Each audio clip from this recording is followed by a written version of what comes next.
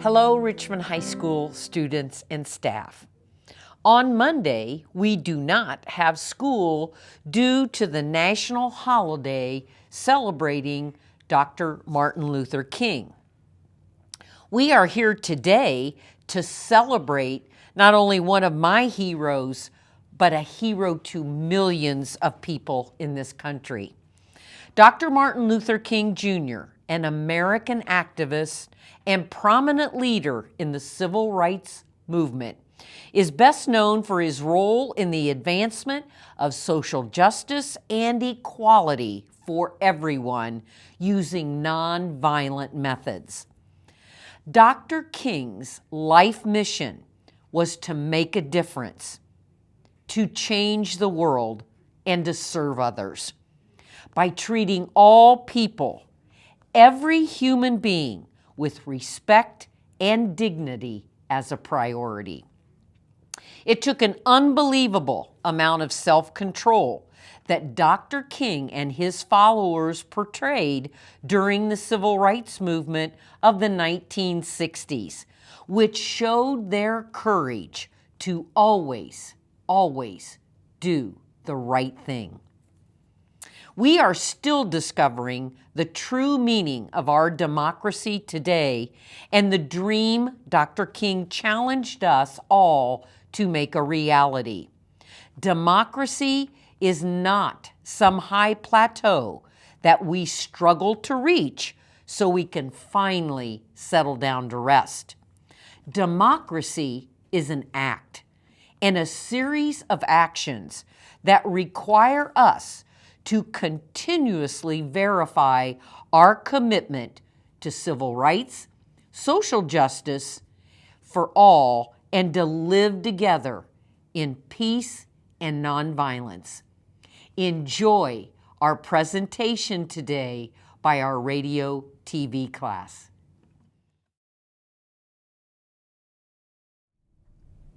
It's my honor today to introduce our guest speaker, Brandon Pope. Brandon was a 2010 graduate of RHS, and while here, he was a member of our radio TV classes. He went on to Ball State, where he studied journalism and broadcasting, and after graduating, he started his career as a broadcast journalist at ABC 57 in South Bend. After spending 3 years there as a live reporter, he was hired as the morning live reporter for The Jam, a popular morning show on WCIU TV in Chicago. Today, Brandon continues to work for WCIU as well as do radio for WGN, and is a contributing writer for Ebony Magazine. He also serves as president of the Chicago chapter of the National Association of Black Journalists. It's with great pleasure that I give you Brandon Pope.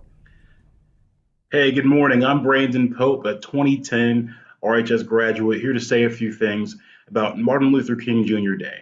Now, something we all wrestle with on MLK Day is how far we've come as a country when it comes to racism and discrimination, and have we moved far enough? Well, the truth is, while there has been some progress, we still have a lot of work to do. So what's it going to take? It's going to take you. It's going to take me. It's going to take all of us together. Unity is everything to overcoming the insurmountable odds this country faces. And one of my favorite MLK quotes is, "Everybody can be great because everybody can serve." You don't have to have a college degree to serve. You don't have to make your subject or your verb agree to serve. You only need a heart full of grace and a soul generated by love. What an amazing MLK quote. Times like this, with racism and hatred surrounding us, we could use a little more of that. Love for each other. It's what drove King to become the leader that he is. It's what motivated his mission, and it's something that's within all of us. We all have the capacity to be a leader, to be a king. The late Toni Morrison talked about when you get these jobs out of college that you've been excellently trained for, just remember that your real job is that you are free and you need to free somebody else. If you have some power, your job is to empower somebody else. That quote right there is the very spirit of Dr. King. It's the spirit he exhibited in his creation of the Southern Leadership Conference and the Freedom School. It's a spirit he embodied in his role as a minister and mentor to men like John Lewis and Andrew Young. It's a spirit of hope that this country can live up to the ideals it claims to hold. And most importantly, it's a spirit of love, something we must embody if we're going to tackle some of the challenges ahead for this country. Now, over time, you could argue MLK, he's kind of been Santa Claus over time. His quotes twisted around to serve many people's own different agendas, many that compete with Dr. King's legacy themselves. But make no mistake, Dr. King was a radical force for change, and he was committed to being that despite the stance he took being completely unpopular at the time. In fact, a 1966 Gallup poll showed two-thirds of Americans did not approve of Dr. King or his methods. Now, what would have happened if King saw all those people hating, let those people stop him? Well, your high school would look very different. Our world would be completely shifted and hate would win. So today, I want you to commit to being more like Dr. King, embodying the very spirit of King. That means standing up for what's right, even when it's not popular to do so. That means calling out injustice and wrong when you see it. And that means embracing our differences and celebrating our cultural uniqueness. It means leading with kindness, empathy, and love. We all have the capacity to be a king. Thanks a lot.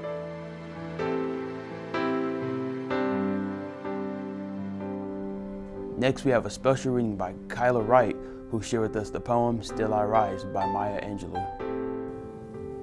You may write me down in history with your bitter, twisted lies. You may trod me in the very dirt, but still like dust I'll rise. Does my sassiness upset you? Why are you beset with gloom? 'Cause I walk like I've got oil wells pumping in my living room. Just like the moons and the sun, with the certainty of tides, just like hope springing high, still I'll rise. Did you want to see me broken, bowed head and lowered eyes, shoulders falling down like teardrops, weakened by my soulful cries? Does my haughtiness offend you? Don't you take it awful hard, 'cause I laugh like I got gold mines digging in my own backyard. You may shoot me with your words, you may cut me with your eyes, you may kill me with your hatefulness, but still, like air, I'll rise. Does my sexiness upset you? Does it come as a surprise, like I dance like I've got diamonds at the meeting of my thighs? Out of the huts of history's shame, I rise up from a past that's rooted in pain, I rise. I'm a black ocean, leaping and wide, welling and swelling and bare in the tide. Leaving behind nights of terror and fear, I rise. Into a daybreak that's wondrously clear, I rise. Bringing the gifts that my ancestors gave, I'm the dream and the hope of the slaves. I rise, I rise, I rise. And we wrap things up today with music from our RHS Chamber Choir. Lift up, lift up, lift up, lift up, lift up, lift up your voice. Lift up, lift up your voice. Lift up your voice.